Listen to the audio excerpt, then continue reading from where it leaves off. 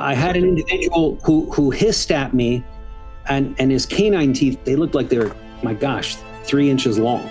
And it looked like, I mean, they were the same color as the rest of their teeth. Like in an instant, he did that. And, I was less than a foot away from his face. So I could see it clear as day. And then all of a sudden I look and those fangs are gone. They're not there. These are illusions. These are meant to scare you. Once you are aware of that, then they lose their power. This is an emergency broadcast. This is not a test.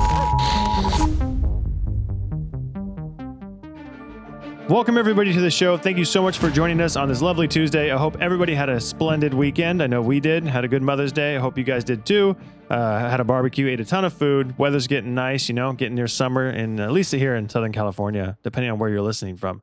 But hopefully everybody had a good weekend. Before we get started, mention a couple things. First off, if you guys can and you're able, please check us out on Patreon. If you want to support the show, that's the best way to do it. Helps us free up time to get more guests on the show, more frequent episodes. That's like the biggest challenge right now is having frequent episodes, maybe an episode per week. Right now, it's very hard to turn it around just by getting the guests, recording the episode, and then editing it with everything else going on. So whatever little support you guys can do, it's very helpful if you can.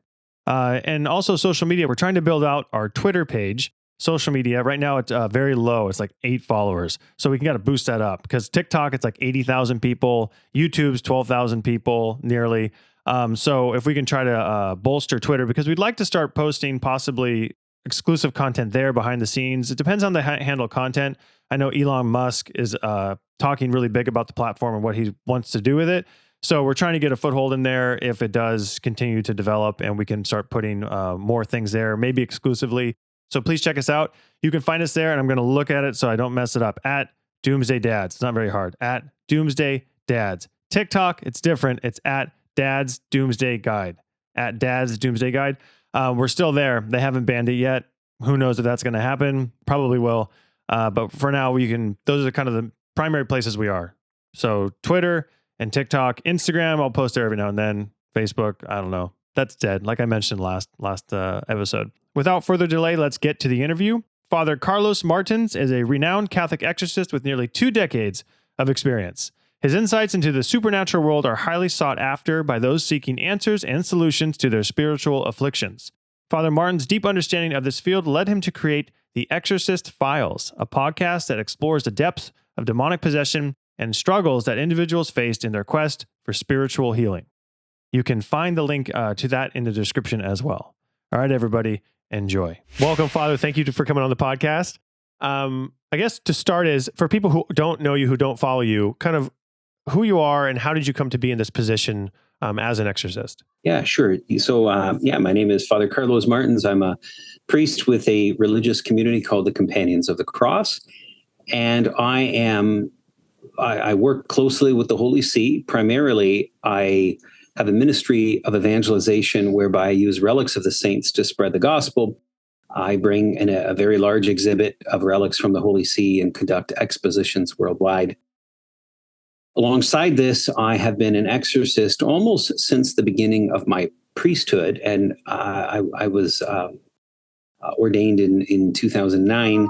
And since that time, I was ordained in the time where there really wasn't I'm going to call it an explosion, although it really wasn't an explosion of exorcists, where there was a kind of there has been a renaissance within the Catholic Church, at least in the United States, of exorcists being appointed, a great number of them, relative to what was there. We're still not where we should be. We're nowhere close, but there has been a great movement in this area. So I was ordained in that time where there was still so few of us that I was just thrown into the ministry simply by need. I was assigned to a parish where the exorcist of the archdiocese ministered, and there was another priest there who was also conducted exorcisms, was his assistant. And then I was appointed as an assistant as well. And so from that time, I've been doing this ministry. I've done exorcisms all over North America and in Europe as well. And so effectively, in an exorcism or to conduct an exorcism, the local ordinary, or in other words, the bishop, has to grant you permission to do so. And so that is how I function. People call us all the time, say, "Hey, I live in Hawaii," or "Hey, I live in Burma. I need an exorcism. Can you do so?" Well, I'm unable to travel to those places. Even if I could travel to those places, even if I could be all over the world, I would still need the local ordinary's permission. So I always just refer people to their own diocese and chancery, that they will have their own protocol. In other words, there's no such thing as an exorcist for hire. And you mentioned that the number has increased dramatically in the United States. And we talked to the other exorcists briefly about this. I don't know if we ever got to a firm conclusion, but why do you think this number has increased? Was there a new recognition? Was there a disbelief by some in the church about evil, about the reality of the devil? Or why was this, I guess, lacking? And now why is it being kind of propped up as we need more? And what is the ideal number, I guess, to you? And how do you kind of come to that? Right. So I think there's a number of factors here. So one, the Second Vatican Council called for a renewal of what's called the Roman ritual. So the book, back then it was one single book that had contained within it all the different rituals of the church, the rituals that a priest would conduct. So the blessing of holy water, the rite of marriage, the different rites to all the different sacraments and so forth, enrollment in the Brown Scapular, all of that. And so the last rite to be revised was the rite of exorcism, which occurred in 1999. And then that revision was re-revised in 2004. So that brought exorcism kind of back. Those two events brought exorcism kind of back into the consciousness of a lot of bishops. But specifically here in America, because in the world, generally speaking, overall, like in Europe, for example, that didn't have the impact that it did here in North America. What happened then is in 2010, the U.S. Conference of Bishops had at one of their plenaries a meeting on exorcism. And so there was a kind of a re-injection of that as a topic into the consciousness of the bishops. And there were different protocols and different tasks assigned for the conference to kind of bring a standardization into the country. Mm. And so from that point, there started to be a lot of appointments. And I would say most dioceses now have an exorcist. Well, I mean, let me rephrase that. Every single diocese has an exorcist. The bishop of the diocese is de facto the exorcist. Now, most bishops are not going to conduct exorcisms. I do know some bishops here in the United States who are the acting exorcist of their diocese, so they take all the cases on themselves. But that they're the exception. Most dioceses, that is not the case. And so the bishop delegates a man or delegates a priest or more than one priest in order to conduct that ministry. I would say most dioceses now appear to have one. Certainly not all of them do. And some of them, it's difficult because they're small. There's a lack of vocations. And even though the bishop may want to appoint someone, well, every priest today wears already 5 to 17 different hats. And so they're already overworked. And so the diocese may come to an agreement with a neighboring diocese where, hey, we're going to share an exorcist and you're going to provide the exorcist. And so, you know what, that's acceptable in terms of needs, because, there's the ideal and then there's reality, and we just have to make reality work. Is there a region of the country that you see more quote unquote paranormal activity than others, or is it completely dependent upon the person? Or you hear this a lot in other forms of people studying and maybe them trying to bring science into this, and they look at like geological factors about where in the world you have certain either mystical experiences happen more often or paranormal experiences. Have you guys noticed any of that, or is it completely dependent upon the person and what they're engaged in, whether it's the occult or anything else that actually opens that door? Yeah, certainly it's the latter of the two. So where there are higher populations, you're going to see more cases because Okay. there's people. And you'll see by and large, the types of cases will be different depending upon the geographical region of the country. So, kind of in the older parts of the country, the Northeast, you'll have more cases involving satanic ritual abuse and things like that, because those older parts of the country, those cults are just longer established, and those cults tend to stay put. They're not migrant cults. So you'll see more of that. In other parts of the country, you'll see more. Like I'm thinking in the South, in particular, Texas, New Mexico, and so forth. You'll see lots of manifestations rooted in spiritualism with a kind of Mexican or Latin American flavor. You see people get into trouble with spiritualism, syncretism, and the kinds of spiritualistic practices. Pagan practices that are present within and that persist within Latin American cultures and so forth. But I wouldn't say that there's one area of the country that is overarching a leader, or even two areas or three more than others. I would say that the repaganization of Western society, the abandonment of Christianity, is making the devil much more prevalent because it's giving him permissions. And, history is repeating itself, because what happens in paganism is those things that you worship. And yes, we live in an age of proud atheism, but don't let that fool you. The atheism is by and large an enterprise of pantheistic worship. We worship. We just change the names, and we don't. We may not view it as religion, but the things that we're devoted to, they become religious, and that has an implication upon us.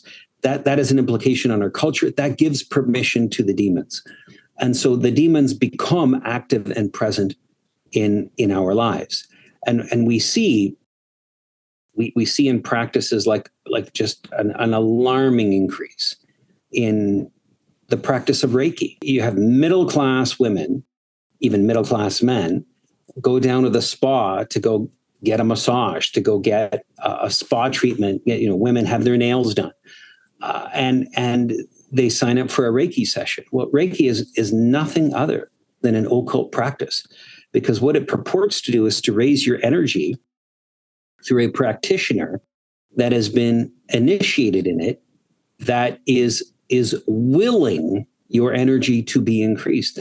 That's just an absurd thing. But the point is, in so doing this, you are signing up to whatever spirit is animating that individual and that person.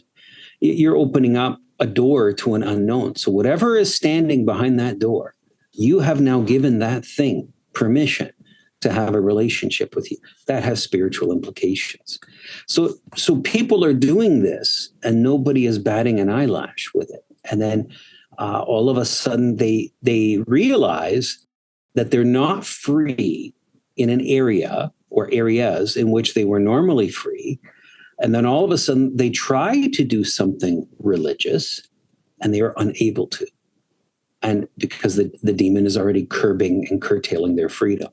And so it may take sometimes a long time for them to get to somebody like me, but invariably they do. They realize that they have gone off the rails, and their life is not proceeding in the way in which they desire, and the freedom they once enjoyed in living, they no longer enjoy.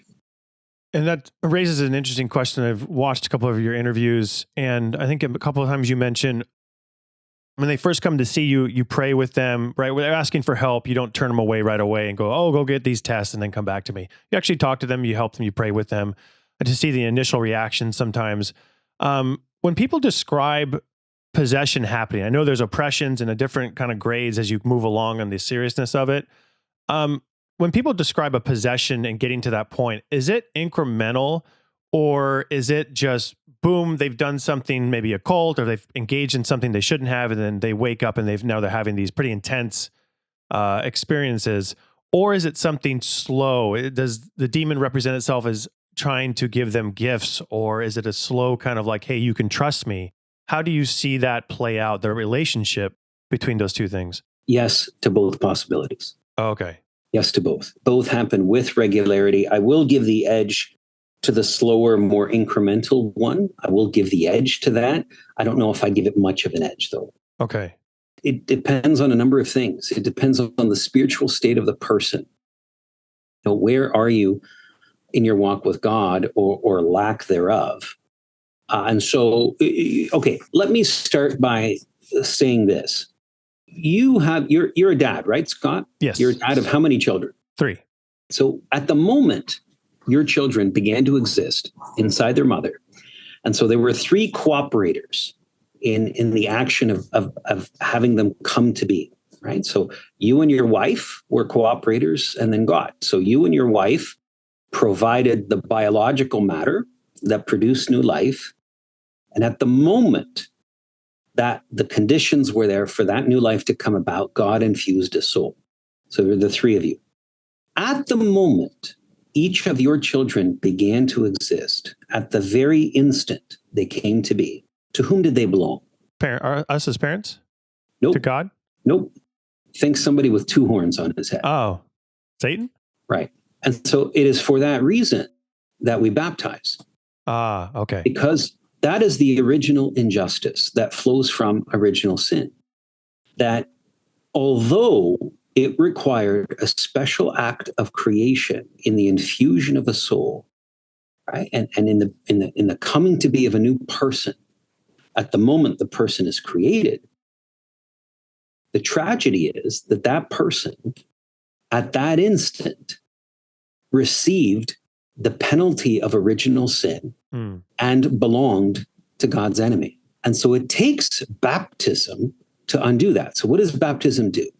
Well, it removes original sin, and that removal occurs through a number of things. So God the Father is granted as the child's dad, right? As his father. Christ becomes the Savior. The Holy Spirit becomes the sanctifier. All 3 are received. The child becomes a member of the communion of saints, so receives an instant heavenly family. Receives all of the infused virtues, all of the gifts that God has apportioned for the individual to have. So, and the person becomes a new creation. Right? And so there is a ceasing to belong to the devil, and basically you win the heavenly lottery. Like you receive all these gifts, boom, in that instant. Those gifts remain operative until that child commits his or her first mortal sin. And mortal sin, what it does is evicts the presence of God from inside the soul. And with that eviction, then there is a reversion back to the state of original injustice. That person once again belongs to the devil. And, so what you have here is a situation where if you have a master, you can't live apart from belonging to a master. Either that master is God or that master is God's enemy. And there are no, that exhausts all the possibilities. If the devil is your master, whether you like it or not, whether you believe in him or not, then he has rights over you. And if you give him even more rights through your moral living, your poor choices and so forth, then he has, just by virtue of being your master, he always has the rights to possess. If he is your master, always has the right, but he gains more of them. He gains more of a jurisdiction in your soul. That's why a possession can happen all at once through one simple action. And it's a function of, like I said, the state of the soul of the individual, but also too, the level of authority and power inherent within that particular demon. The demons, they vary in rank and power and in authority themselves. The higher the demon, the more authority he brings, more power he possesses. And then when people first get possessed, and for the ones who maybe I guess maybe if you could provide some examples about the incremental steps. How is it trying to gain your trust? Is it trying to trick you into being a friend? And then the ones who say, oh, I woke up and what do they describe? People who are possessed. They describe like, hey, I blacked out and I did all this weird stuff. And like, what kind of things? I mean, are the families noticing this stuff? Like, how does that go? Yeah, so those are two really different questions. Let's take them one at a time. Let's take the and by the time I'm done this, I may have forgotten the second question. So I may have to repeat it. Sounds good. In talking about the incremental steps of someone coming into an increased demonic authority, an increased jurisdiction of a demon within the soul or demons, it begins with something. It begins with some permission, some jurisdiction a demon has over someone.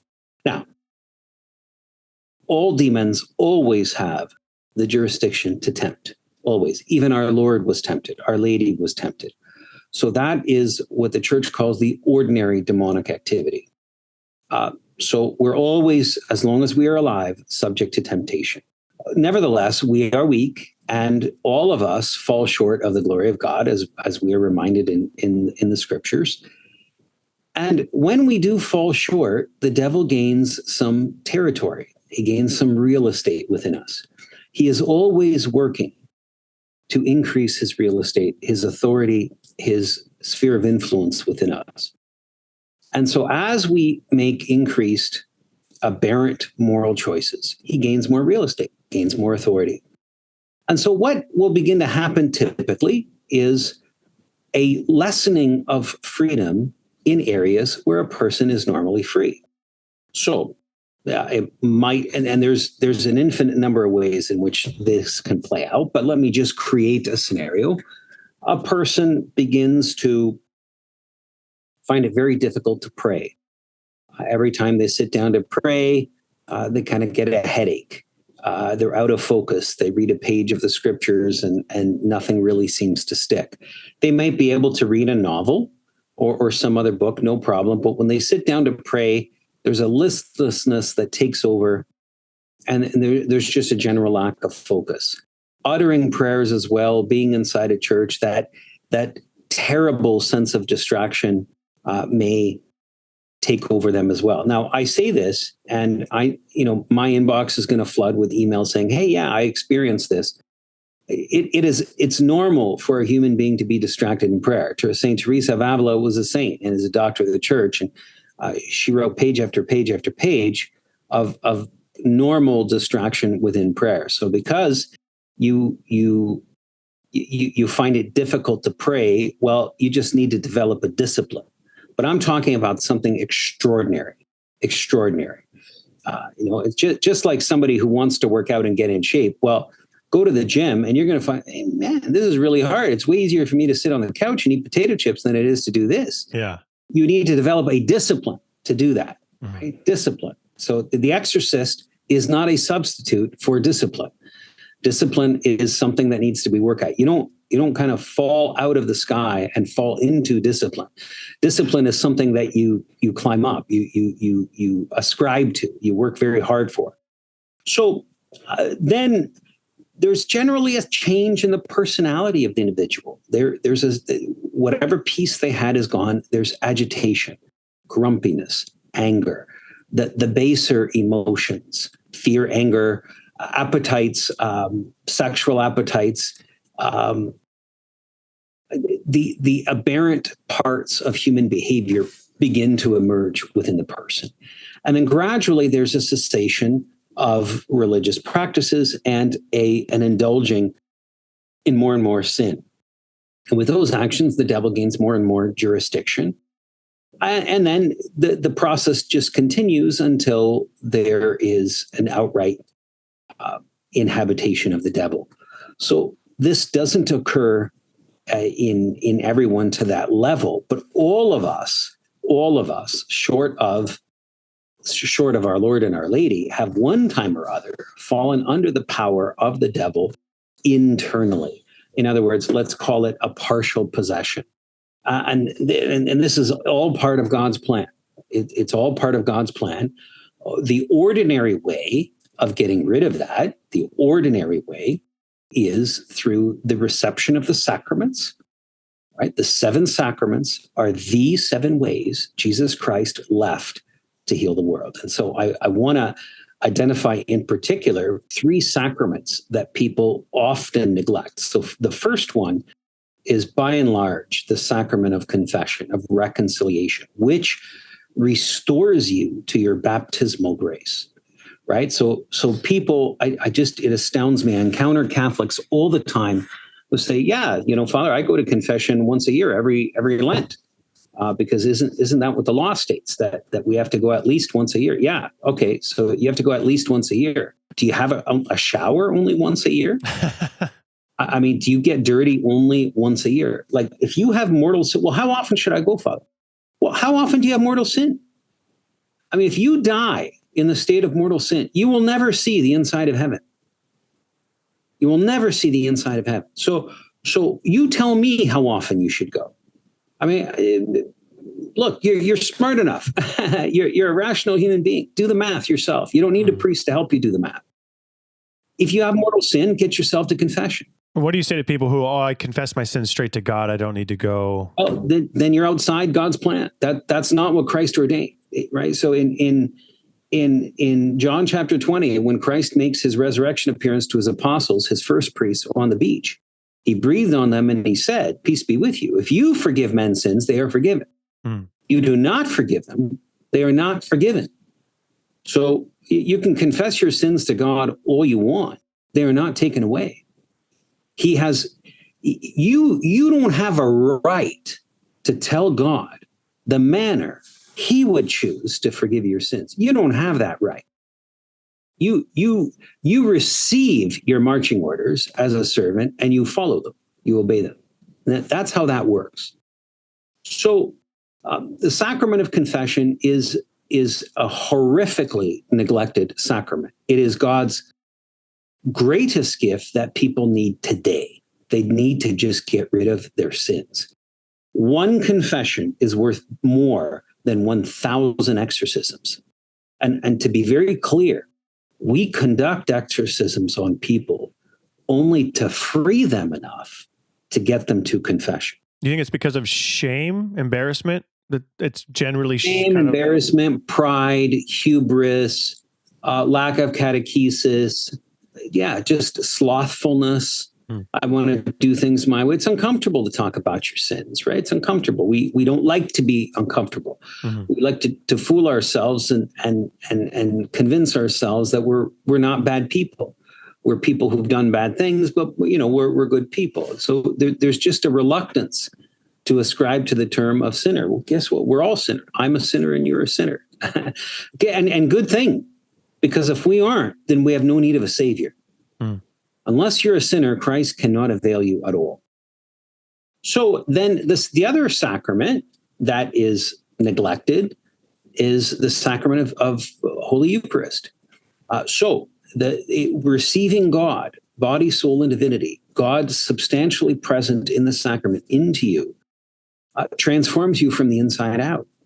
As long as you're in the state of grace when you receive it. Because if you're not in the state of grace, Paul tells us in 1 Corinthians 11, you will be responsible for what they did for the body of Christ on the cross. You will answer for what they did to the body of the Son of God. You'll be responsible if you receive the sacrament unworthily. For those who receive the sacrament worthily, with a state of a pure soul, having gone to confession, in other words, then it is life-giving. It's life-giving. So that in and of itself is exorcistic.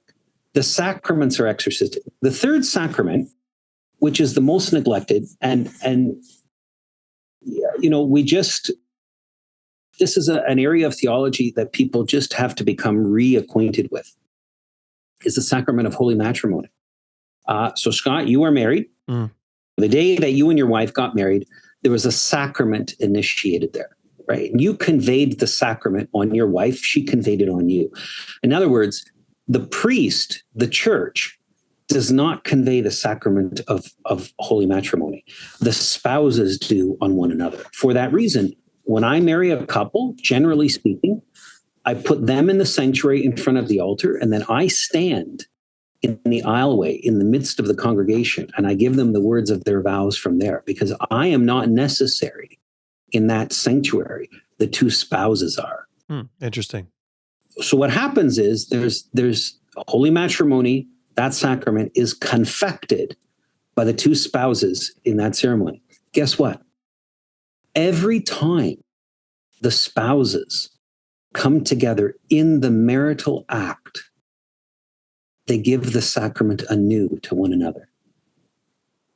So that act brings Christ substantially present within you. So all of the sacraments make Christ substantially present, although they all do so in a different way. But the marital act is a holy act, right? So a good marital life is a good Christian life. It's a good spiritual life. It contributes to one's holiness and one's health in terms of spirituality. So those incremental steps with someone dealing with those things, if they were just to go back to those three at minimum, then you would see significantly less. You're going to see a dramatic change, right? And then what else do you need? You need a prayer life. You need to be involved in prayer. You need to walk with the Lord. Mm. If you walk with the Lord, then you receive the Lord's protection. If you don't walk with the Lord, guess what? You don't have the Lord's protection. But this is what people typically do. The Lord's walking over here. They decide to walk over there. And then all of a sudden they realize, holy cow, I'm alone here. God, where are you? Why have you left me? Why have you abandoned me? Spanky, Jesus is over here. I'm here. Yeah. Come walk over here with me. Well, no, I want you to walk over here, right? This is your servant talking. Listen up, Jesus. Your servant wants you right here. This is the absurdity of how we live. Yeah.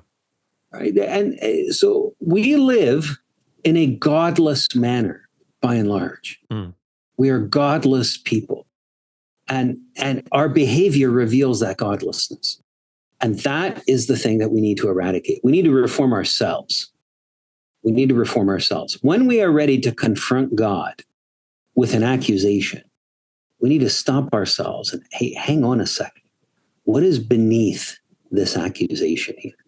What poison am I carrying that needs to be drained and emptied? The societal ills that we see today, the mass shootings, the seemingly increasing violence, would you say that's attributed to our kind of divorce from God and that continuing? And what do you see stops that? Because it doesn't seem like it's slowing down. You seem like you're getting an acceleration of people leaving, I guess, the formal church, going to kind of a spiritual thing, and then also like the violence that seems to increase. When godlessness within a culture is being celebrated, right? That godlessness is the culture that is being built like it is today in Western society. There are implications for that. And evil gains a footing in a jurisdiction, and evil is celebrated. Turn on the Grammys and you'll see evil writ large. Turn on the halftime show during the Super Bowl and you see evil writ large. You see evil celebrated. The devil is just being handed a kingdom. He's being welcomed.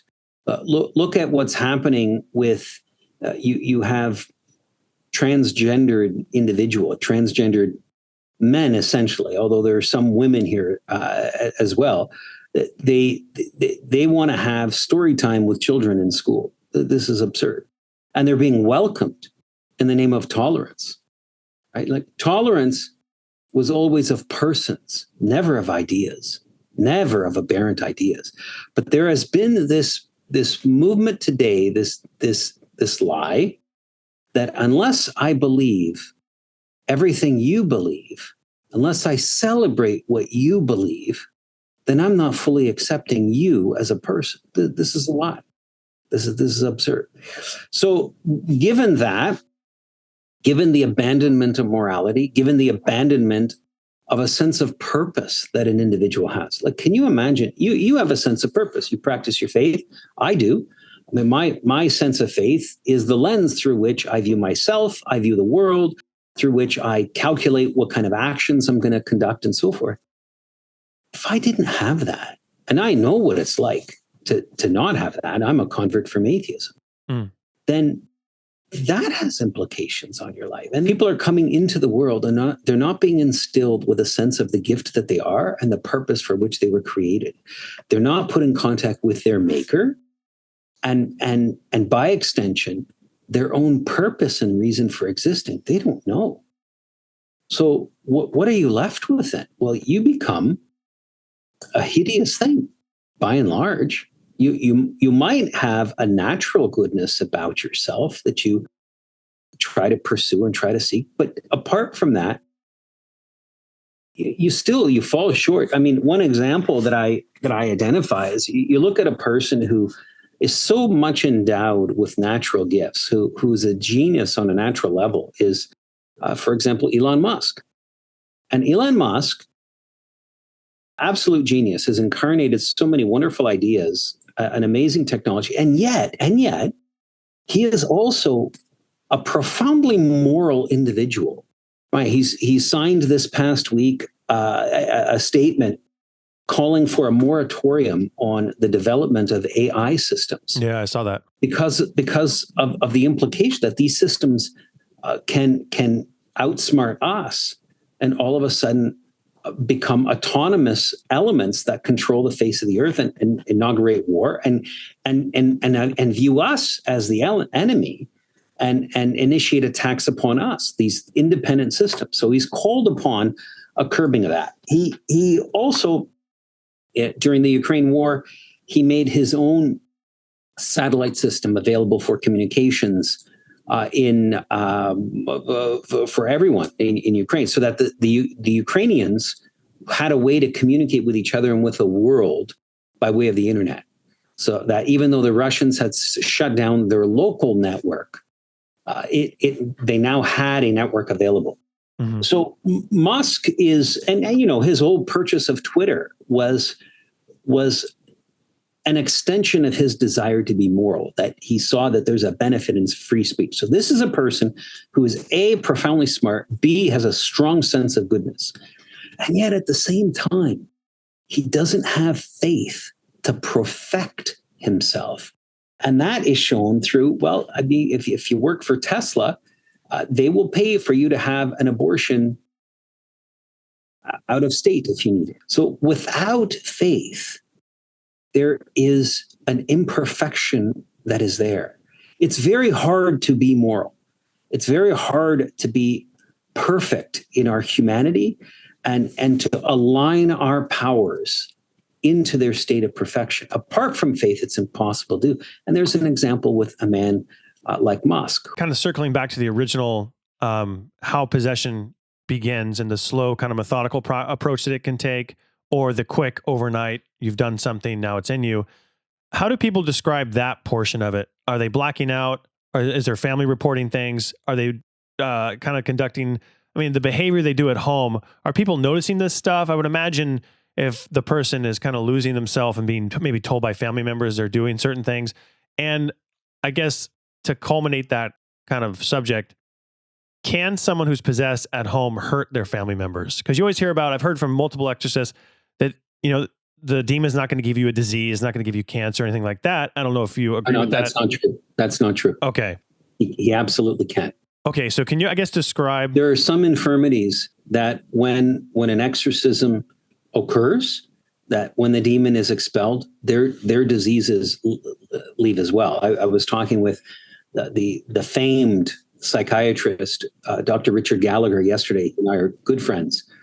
And he had a patient. So he served as the psychiatrist in the case. This patient was also a subject of exorcism. When the demon was expelled, the 10-year-long headache of the individual left as well. Wow. Right. So there was a physical manifestation that had a spiritual origin. The devil is quite capable of doing that. And I have seen cancers, tumors, and so forth leave as soon as the devil was outside the individual. So it is not true. It's absolutely not true that the devil cannot cause a physical illness. Now, it is also absolutely not true that all physical illnesses are caused directly by the devil. We live in a fallen world. So all diseases and sicknesses are the direct consequence of the fall of Adam. How they come to us can vary. Most come by way of nature, which is now fallen. The wound of Adam sent a a rupture in the universe, in the order of the universe that God had established. The universe is now not a friendly place to us, and vice versa. But the devil also can cause the illnesses and afflictions that some people experience. Okay. And does that extend then when maybe, and I keep describing this as someone like blacking out. I don't know if that's the case when they have kind of an episode, but right. Do they harm family members? They can certainly harm them. They can harm anybody. Okay. So how people describe, when they generally come to me, they're describing that experience of lacking freedom where they normally have been free and where other people are free. They will use typically contradictory language. So, Father, I did this, but it wasn't me that did it. But I know that I did it. It wasn't me, but I know that I did it. There's contradictory language used. So that they usually have an experience. So that's not full possession yet. That is demonization. Let's call that obsession or partial possession. Their consciousness has not been suppressed yet. When their consciousness is suppressed, then there's the experience of the blackouts. And the blackouts are equivalent to maybe falling asleep, they're just, or being unconscious in any way. If you've ever had a surgery, you're wide awake until all of a sudden you're wide awake again, and you've just lost time. You're not aware of yourself while you're unconscious. That's what unconsciousness is. And so what happens is that the devil, in the state of possession, he pushes you out of the driver's seat, so to speak, and he takes over. And you're not aware of what happens during the state of possession. Only very, very, very rarely is a possession case, a possession victim, aware of what is happening during the state of possession. That, in other words, they retain their consciousness for some reason, and I don't know why. God may permit it for that individual, or there's some inability of the devil to suppress that part of it. I don't know. At the end of the day, I've never found that really matters. Why? Point is, the person just needs to be free. You need to find the cause of why the person became possessed. Mm-hmm. You need to find the doorway. That doorway has to be closed. So exorcism is one of the most, is a concept that even people who believe in it, they have an erroneous concept of it. The job of the exorcist is not to cast out the devil. The job of the exorcist is to find out, why is the devil there? What rights has he gained? And then it's his job to help the victim rescind those rights. And until those rights are rescinded, the devil has every right to be there. I don't have a right to go in your home and kick you out of the home, because you have a legal right to be there. You own the deed. You own the home. If I were to own the home, then I have a right to kick you out. And so if the devil gains those rights, he has the right to be there. The rights have to be rescinded before he's cast out. So most people have this notion that for exorcism, they just have this notion of that exorcism is a rite of magic, or a kind of a boxing match, if you will, where the priest comes in, he's going to take on the devil with his power, power, albeit infused to him by God via the church. But he's kind of going head to head, and he's slugging it out. And the devil has all of his prowess as his weapon. And for his weapons, the priest has, his faith, and he has a magic ritual book that is mysterious, is written in Latin, and he has holy water and a crucifix and so forth. And that basically they beat each other over the head until the priest beats the devil into submission, and he becomes heavyweight champion of that exorcism match. He receives the belt, and the devil has to leave. That is just not what happens. It's not what happens. The devil has a right to be there until he doesn't have a right to be there. And so my job is to find out, why is he there? That takes usually the bulk of my time. Okay. It's an investigation, and you're making a diagnosis. And that diagnosis is always provisional until more evidence reveals itself, and then you come to an awareness. Okay, wait a minute. I have to revise my theory as to why the devil is here and why he's retaining control, because I've received more information. So you revise, you change your focus of attack. I will pray against him to loosen his hold, like to loosen, so to speak, part of his hold on the individual, until the individual has the ability to renounce what he or she did, or to make a claim towards our Lord. And then there's a whole lot more jurisdiction released when that is done. And then you keep going in that process. Now, the devil is going to fight for all he's worth to retain that real estate. But that's in fact what happens. And so you kind of mentioned people have kind of the wrong view about what an exorcist does. Now, as far as the exorcism itself and the people kind of the behaviors they do, I mean, there's a lot of Hollywood movies out there where, and you mentioned they can potentially harm the family. Are there any limits to what they can and can't do to the people around them? Or does it go up to murder? I mean, where are the lines? Absolutely goes to murder. It can absolutely easily go to murder. Do you have any, I guess, without revealing victims or people that you've worked with, or other people, are there any examples? I'll tell you a very concrete case. So I used to do a lot of prison ministry. And in one of the prison visits I did one time, this was in the state of Texas. So I had encountered, I was in a conversation with an individual who was incarcerated for 3 back-to-back life sentences for murder. And so he said to me, Father, it had to be me because I was the only one in the house. This was a house that he broke into. He didn't know the individuals there. Evidently, I think they had a security system and a camera system that automatically called the police. And so they could see in the cameras, or I guess the security company could see what happened in the house. The man came to, and there are 3 dead bodies around him, and there's blood all over himself. And what's interesting is he said, I knew it had to be me. Now, I was a Satanist at that time. Now, he was an informal Satanist, meaning he just, he thought it would be cool to be bad. And he wanted to harness some power of the devil, of the occult hidden power. And the devil obliged, gave him some, tantalized him.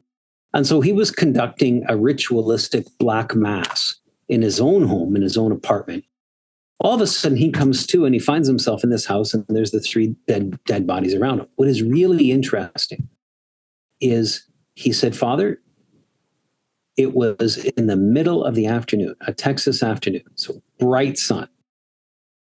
And I saw out the front window, I saw the first police cruiser come in, turn into the driveway, and I saw his headlights on. And they were shining through the darkness. So it was the middle of the afternoon, bright sunny day, but that individual, let's call him Tommy, right? Tommy was viewing reality in a manner where his spirit and the spirit of his person and the demonic spirit were intertwined. He was perceiving reality as the demon experiences it. Although it was a bright sunny day, for the demon, everything is darkness. And that's how Tommy was perceiving reality. Oh, weird. He was observing the daytime running lights of the car, and they looked as bright as headlights coming into that driveway. Man. So here's an example. He committed 3 murders, and he is locked up. He will never be released from prison. He will die in prison, all because he made a choice to worship the devil with a black mass. I mean, he did other things to lead up to that. And maybe that wasn't even the first black mass that he had done. I don't know. But there were the consequences there. See, when the devil possesses, there's no limit to the aberrant evil that an individual can do. Because now the devil inhabiting a person, he has a freedom that he ordinarily does not have. He has a body. He can do things with his body that he normally cannot do. Without a body, he can suggest. I mean, he can use the powers of nature to do things like hit or throw something and that, but God limits his power in that regard. But now, once you get inside a human being and the human being has become a host, he's given you permission to interact and to manifest. In a certain sense, the sky is the limit. I saw you mention when I think you were discussing what symptoms show, right? There's obviously, because we talked to Richard Gallagher as well, and he talked about the case of Julia and the levitation, all that stuff. And I saw you mention that the less you're afraid of that stuff, the less it happens in front of you. But they do make threats to the individual who's possessed that, hey, if I go out of this person, I'm going to go into your kids. Right. Now, have you seen that happen? Has that threat ever been carried out and it actually does go into the kids? It's often the case that if you have an individual who's possessed, their children, if they're not walking with God, there will be a spillage over into their lives. There'll be a spillage because the devil just doesn't want one person. He wants that whole family. The devil wants everything. Mm-hmm. Wants everything. So wherever he can get a foothold, he's going to work towards that foothold. Now, by extension, when one member is liberated, then the devil in all of the other members is also wounded. So the cleansing is a really good thing. But yeah, the devil will manifest. He'll cause extraordinary manifestations. In particular, I mean, early on when I first started as an exorcist, there'd be lots of that stuff. Objects levitating. I've seen a human being levitate. Manifestations of extreme cold in a room, extreme hot, and both will occur in the same room. When you see that though, just in the beginning, does it? I mean, I realize it's different than me talking about it because I mean, your guys' faith is so strong in the church. You've made life decisions to follow that path. But does it scare you at all? Does it intimidate you at all? I mean, how does it affect you? I think maybe it ought to have scared me, but I just didn't. I was never afraid. When in that context, I'm ready for battle. Like what's motivating me is the desire to do God's will. And what is God's will? There's one of his children here is ensnared, and he has sent me to go help free that individual. That's my MO. That's my MO. So anything the devil lobs at me, it's really not about the devil in that case. It's about freeing this person who is ensnared. So my focus isn't even primarily on the devil. My focus primarily is, what do I need to do here to ameliorate the situation? So the devil is one step behind, or one layer removed from that. I'm aware of him, and I'm absolutely going to be focused on him. But even he is not my primary focus. Look, if you walked into a room and you experienced a chair levitating in front of you and then flipping through the air and sailing past your face and just maybe within an inch of your nose, that maybe will get your blood pressure up a little bit, maybe make the hair on the back of your neck stand. Okay. So by the 89th time, is it going to have the same effect? Yeah, no.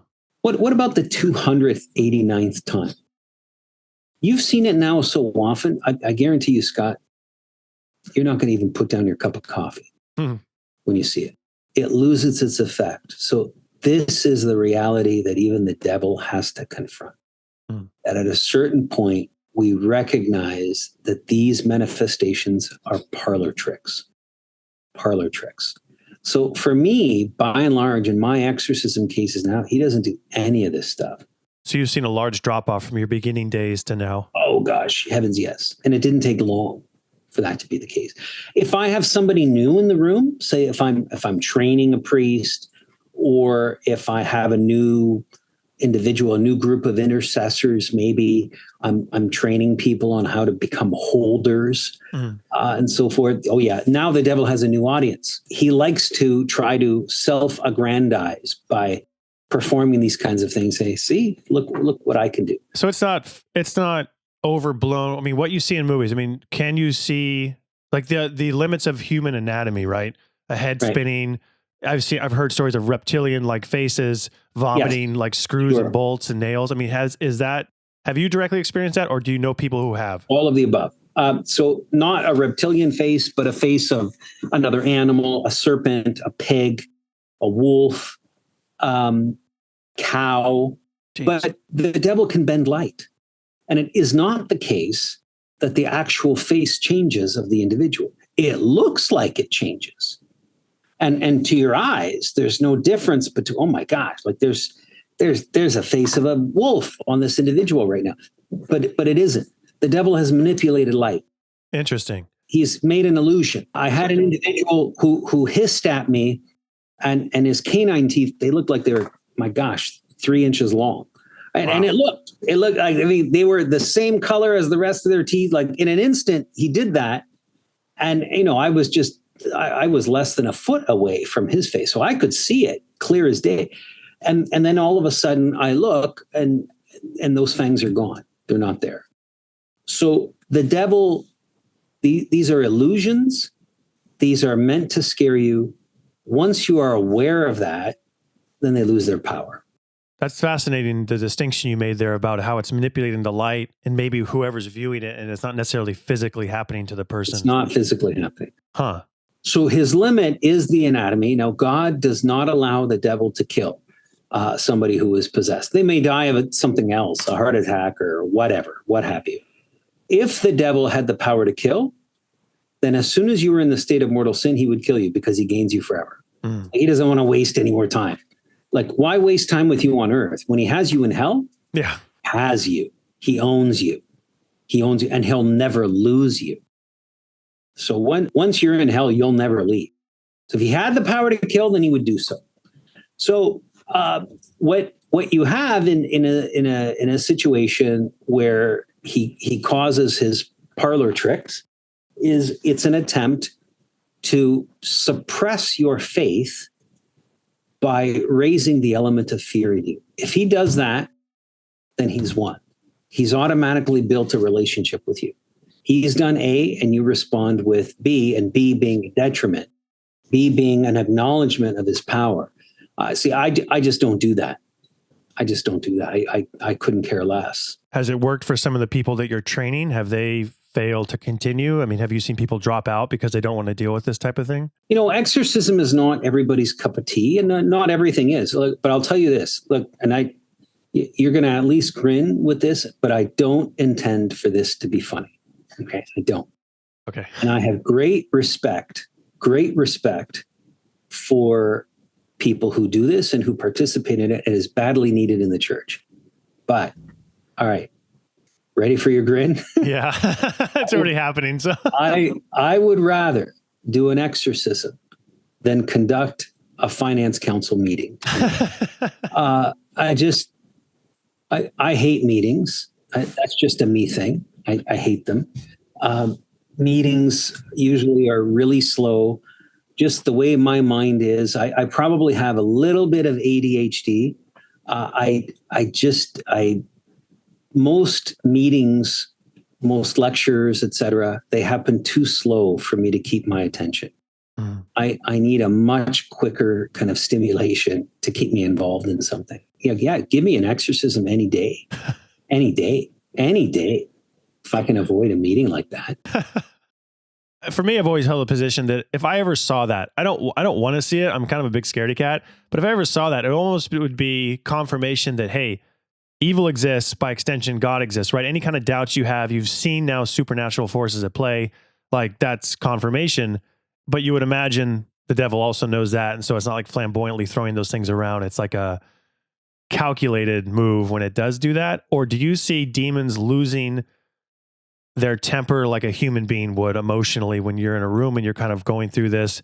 Or is it always, I guess we can kind of get into like demons intelligence here and angel intelligence. Do they ever lose it emotionally, or is it not? You can't even compare those two things about. So yes and no. You're not dealing with a human being. You're not dealing with a person who, human beings behave in predictable ways vis-a-vis their passions, vis-a-vis their appetites and so forth. The devil is a pure spirit, and any demon is by extent. So I'm going to use, by and large, when I say devil and demon, they can be interchanged, right? A demon is an Oscar-winning actor. They are the best actors you've ever seen in your life. And they know what makes you tick. They will attempt many different things. Their first thing is to make you scared the hell, that's to scare the hell out of you vis-a-vis them, right? To make them bigger and to make them to plume themselves out so that you become intimidated. And if that doesn't work, they'll try any number of things to make you fiercely angry against it. Most people, when they become really angry, when they become enraged, you've entered into the realm where you're not functioning optimally. You're not thinking well. You're thinking with your emotions. And when that is the case, now he's managed to get you out of a cerebral mode of thinking where you're thinking. Now you're reacting. So that's a victory in him because now he's lessened your power.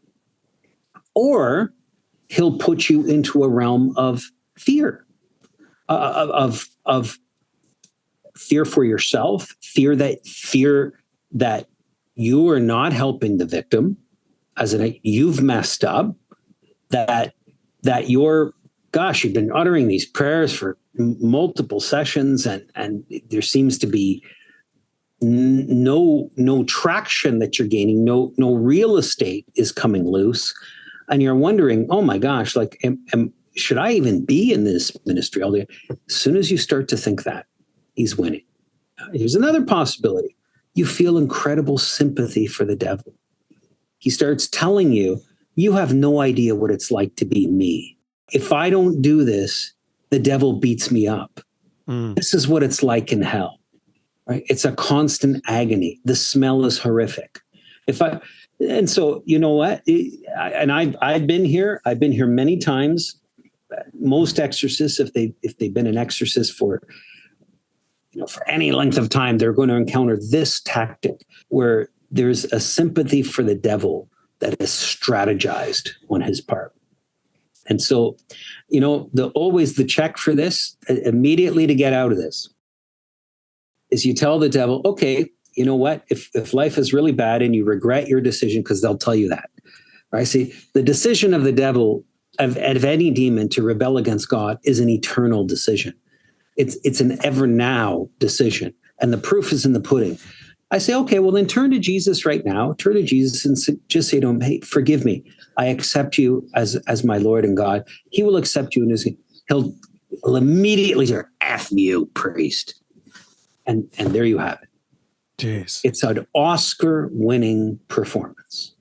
I had someone ask this question on one of the older interviews. So there's no saving a fallen angel. There's no remorse from a fallen angel. The decision that was made is made outside of space and time. I think I've heard you describe it as. Correct. Yeah, it's an eternal decision. They're not beings that live in temporality. They have no bodies, so they're not located in space. And as such, they're not subject to time because all time is a measurement from the movement of one location to another. So they're not subject to time.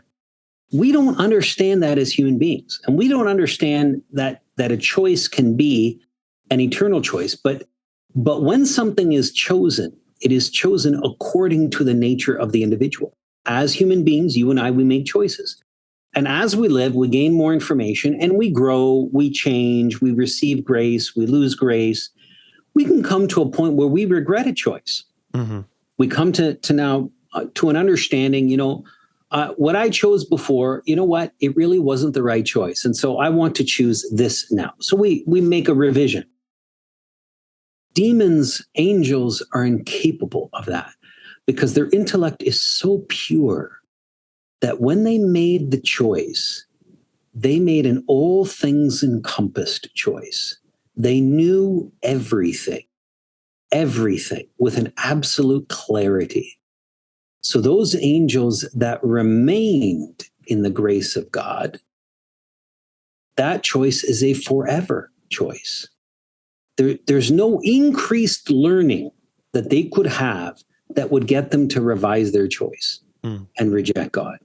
There's no increased learning the devil could have.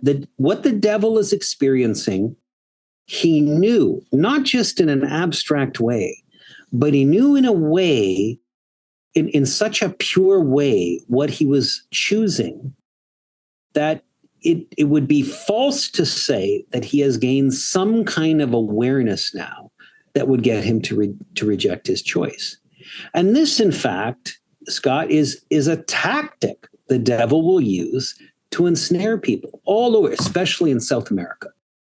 There are people that join esoteric prayer groups that they're very well-intentioned, Immaculate Heart of Mary prayer group that meets at Susie's house every Tuesday night. And they go, and then all of a sudden, somebody discloses that he or she has a revelation whereby Our Lady has a plan to empty hell of all the damned souls and of the demons. And here's the plan. You have to pray this, and it starts off really simply. And then they'll bring you into it. Hey, Scott, the Blessed Mother told me that you're really special. You are really anointed, and your prayers are powerful, that God has invested a grace and a light in you that he almost cannot resist when you pray. So you're just built up. So here's a list of special prayers that you should pray. And again, they'll be innocuous. The affirmation will keep coming. And then all of a sudden, Scott, the Lord is disappointed because you're not praying enough. You're not doing it. So there's a bend now to the negativity, and you are falling short. You, the anointed one, are not acting on the anointing that you possess. So the Lord wants you to do more. And then it starts. And then you're roped in, and you become under anguish, under a fear of rejecting God and of not accomplishing the good that he desires you to perform. You begin doing the aberrant. The Lord wants you to consecrate your children now, your 3 children, according to this formula. And you read this formula, and it's crazy. And a witch doctor comes over, and he wants to be locked alone in a room with your children to complete the ceremony. This is what happens. Yikes. This is what happens. So it starts with a wink of an eye, a pat on the back. You're awesome, Scott. That's how the devil's first line to you is, you're awesome. You deserve more. So it begs the question. I saw some people debating this. One of the exorcists we interviewed said the devil and demons cannot read your mind. But yet you have instances where they are knowing things about you, or when you're possessed, you have knowledge you shouldn't have. How does that work? How is that different from reading your mind? Do you believe they can? I know maybe there's some disagreement there. How does that work? So to be very clear, they cannot read your mind. In the sense that they don't have access to your intellect such that they can perceive your thoughts. Now, they can guess they are astoundingly astute. They look at you. They've studied you your whole life. They know what your likes are. They know what tempts you well. Hey, if it's cute redheads that you really like, they'll find a great redhead that has all the characteristics that you like. They'll send that sweetheart your way with the really long eyelashes that you like, and the just the petite frame, or what have you, whatever it is. So they know you. They also can read your physiological response.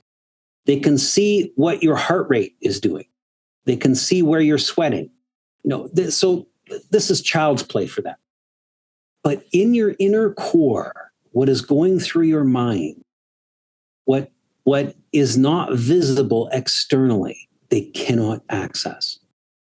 Now, what they can do is at the lower levels of your mind, your lower levels, so at the level of the imagination, they can implant something in there, right?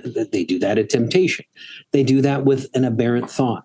So the lowest level of your mind, they have an access to that, a limited access, but an access nonetheless. And so they can plant a thought in you, no problem. And you can think that it's your own, and it really isn't. And we've all experienced this with temptation, right? Like you experience a temptation and you're like, wow, this, even when you recognize, this is a temptation, but at a certain point, if you don't act against it, you give up, and you can give in to the temptation, whatever it is. You think, gosh, I'm just not going to talk badly about that person. And all of a sudden, 2 minutes later, you're talking badly about the person, simply because you haven't steeled yourself enough against the temptation, and the devil is persistent. So when you talk about hidden knowledge, is that just a matter of they're kind of seeing reality at all levels at all times, and so they're aware of things? And it's not so much a reading of the mind, it's just that they've witnessed these things, so they're giving you and feeding you this stuff? Yeah. So they have a perception of reality that comes from a pure spirit, that comes from something that is pure intellect. So apart from the vantage point that is not limited of someone like you and I are, who have a body. So we perceive reality from our very limited perspective. They don't have the limitations that we have. Is there anything that you've heard? I mean, now I'm sure you don't get like, whoa, but a hidden knowledge, do you have any examples of like the kind of things that they do know? I mean, is it relatively trivial, or is it like, whoa, how did... What you did, I'm going to make a complete scenario here. Okay? Sure. Let's just run with this for a second. Hey, Scott, when your grandmother died, you were 13 years old. So her body was laid out in the living room. You went into her bedroom. You knew where she had her cash. You stole $330. Mm. No one saw you do that, and you've never told a single person. And you may have, hey, you've come to regret it now. But that is it's a thing that always brought you a little bit of pain. The fact that you did that, the devil is very aware that you did it. He's very aware. He's very aware of those mistakes that you did. He's very aware, hey, you threw that ball when you were the pitcher at the batter to hurt him. And that ended his career. And that started him on a path of depression.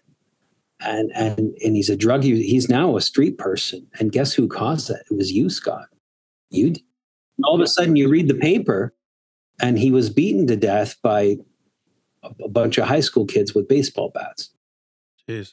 And so you started a chain of events that now led to that. And the devil is only too glad to remind you of your role that led to this. Have you noticed an increase in temptation for yourself? And did you have in the beginning versus now anything come home with you? Any kind of extra things that were like, once you got into this line of work? There will be harassments. My cell phone will ring in the middle of the night from a phone number that doesn't exist, from an area code that doesn't exist. I may turn off my phone, turn it right off, and it rings nonetheless. Oh, geez. Rarely does this happen, but it will happen. Yeah. It will happen. I will be ready to give a presentation someplace, and everything that's mechanical will fail. Everything will fail. The first computer does, the second, the third, the projectors, the lights, the sound. Sometimes it's ameliorated through a prayer, an exorcism prayer. Sometimes even that doesn't do it. And so, God, you just have to accept the fact that God has permitted the devil to cause this. And I say, it certainly can be a coincidence that there's a failure at that point in time. But when there are numerous failures back to back, then you just have to concede that this is just outside the realm of human and faithful possibility. This just does not happen.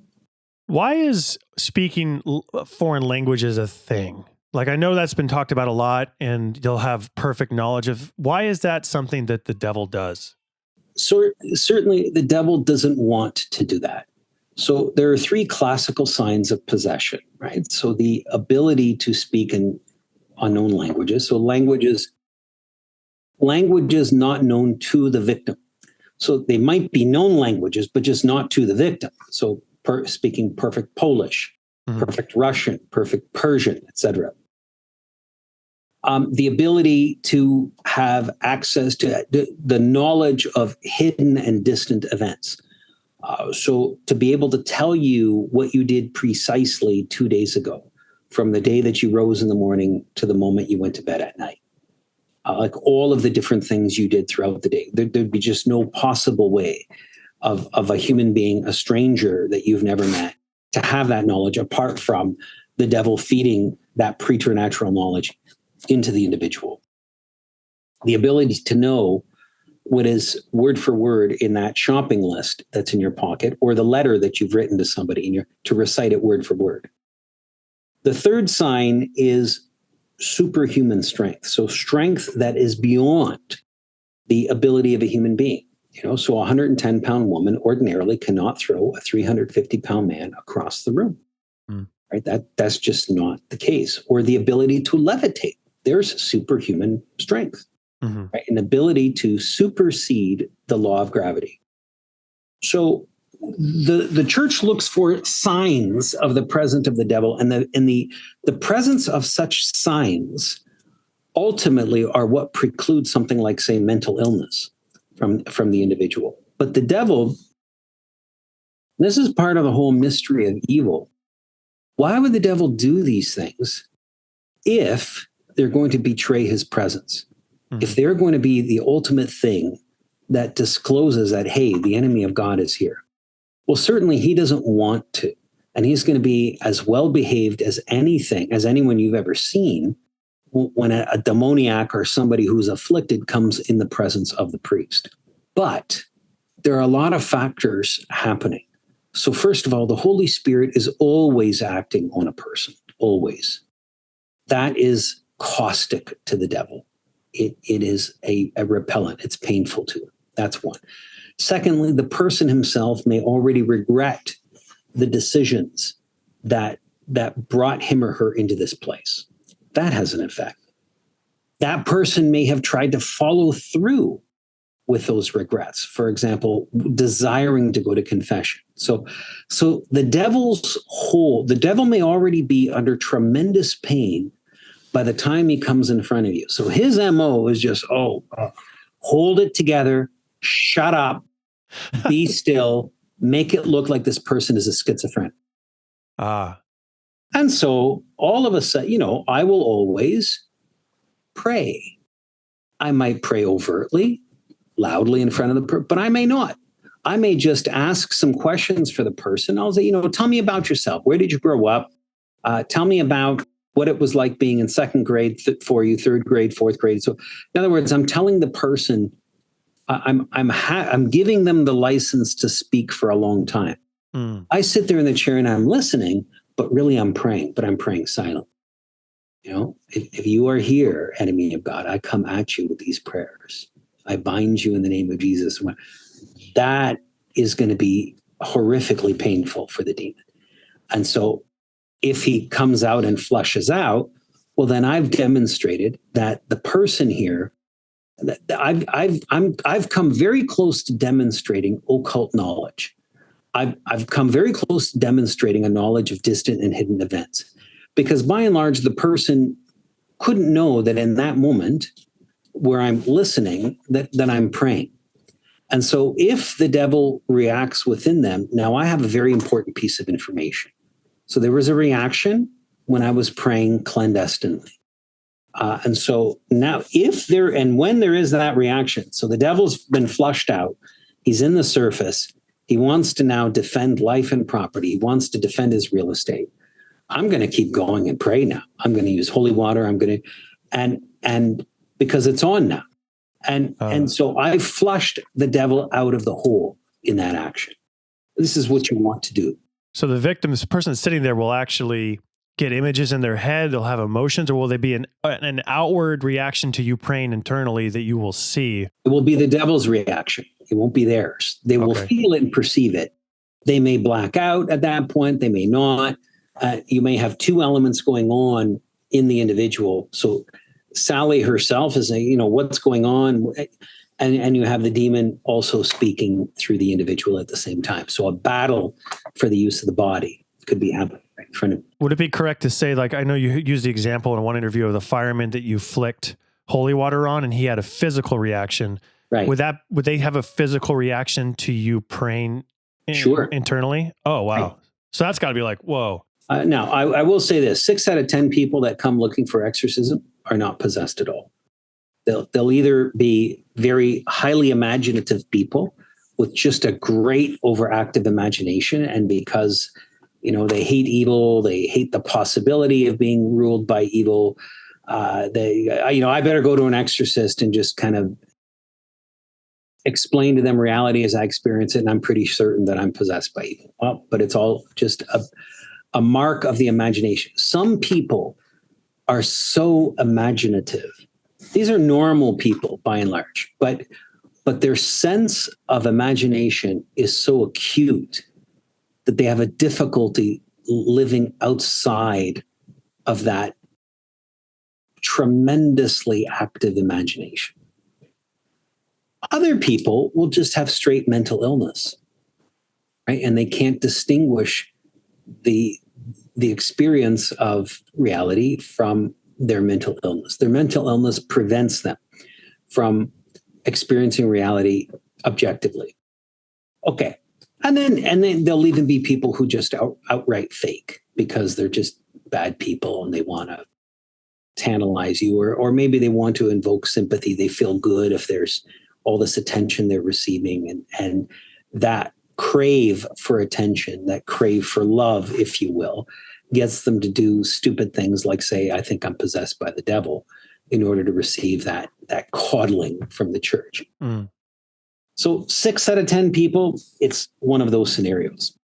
For the people who are demonically oppressed at some level, then the devil is going to react within them, and their own perception of that can reveal itself in different ways. There may not be an outward reaction, but I'll say, hey, in the time that we've been to here together, how do you feel? Like, usually they'll say something like, fine. I said, okay, has there been any pain at all in your head and your hands and your stuff? Well, gosh, there was a bad pain in my neck.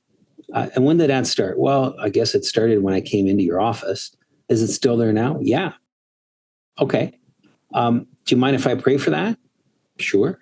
Do you mind if I take my stool and you take the end of it and you touch that spot on your neck?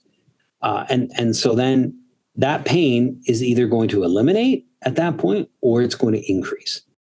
Either one, that's good. Either one is good because it shows that there's a reaction. And so you've hit the mark. You've touched something that's being caused by the devil, and now he's taking evasive procedures.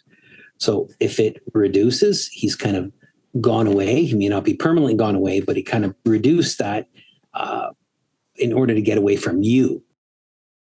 Or he's increased it to try to get the person like, hey, you know what? This just made things worse. I can't stand this pain now.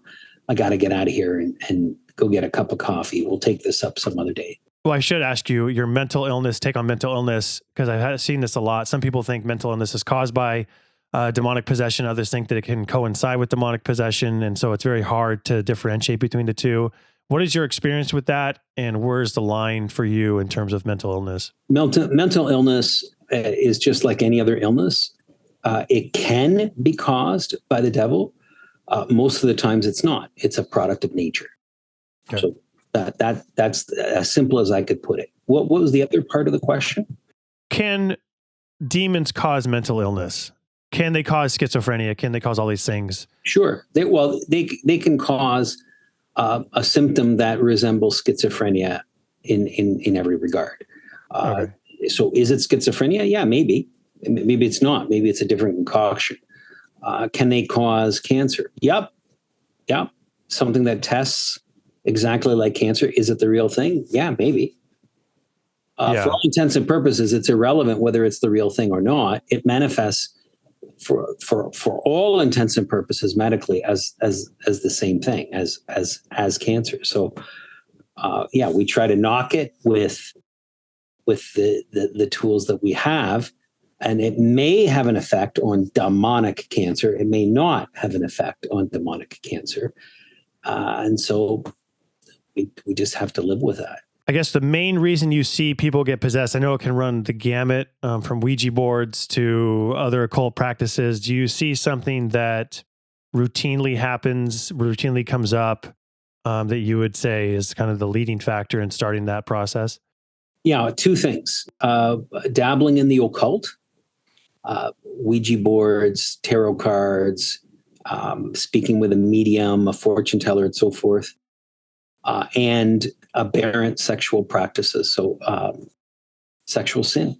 those are the two most common ways by which people pick up demons. Before I let you go, the fireman example, because I heard you talk about it and I never heard, was it resolved? Did he end up getting better, or was it a ongoing thing? It was resolved. Yes. Oh, okay. Yeah, that was crazy. I've heard from the other exorcist about he would put salt where you couldn't see it, on the blessed salt in the seat, and see if they would sit down, and like little tricks that you would do. And I know you mentioned you can't release all the tools in the toolbox because that's things you use. Right. But the reaction there, I mean, it's incredible when people look for people always want to say, oh, the person knew they had the salt was on the chair, or this was there. But the way you described the flicking of the holy water, I was like, geez.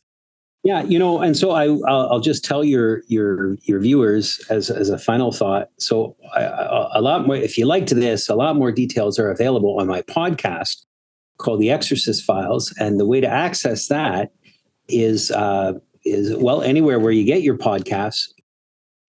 If you don't know if that concept is foreign to you, you can visit the website, which is exorcistfiles.tv, and it will show you how to access those recordings. Yeah, I started listening to a couple. They're incredible. I love the production elements and like the acting of stuff out. It's a great show, and we'll link to all those things in the description of the video.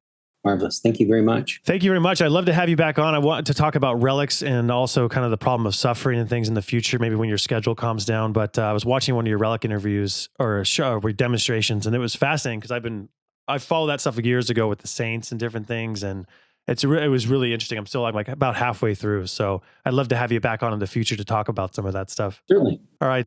Thank you, Father. Have a wonderful Easter, and try to get some relaxation when you can. Thank you very much, Scott. Appreciate it. Thank you. Hey everyone, thank you so much for watching. If you enjoyed this video, please hit the subscribe button and give us a thumbs up.